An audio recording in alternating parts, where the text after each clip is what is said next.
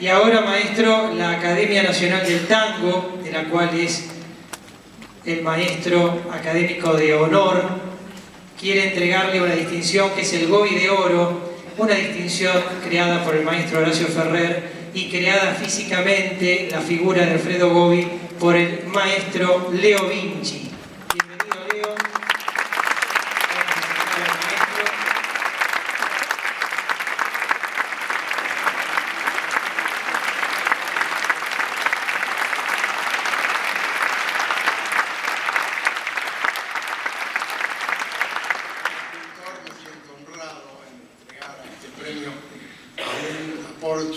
Un hombre que aportó tanto a la identidad de nuestro país.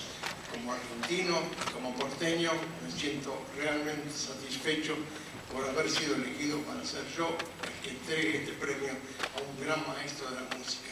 Gracias.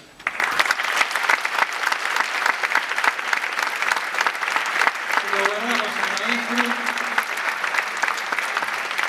Y además contarles que hoy el Consejo Directivo de nuestra Academia está acompañándolo al maestro Bragato aquí con la Orquesta Filiberto para celebrar estos 100 años. También está el señor Eduardo Baschera, presidente de la Sociedad Friulana de Buenos Aires, y toda la comisión directiva.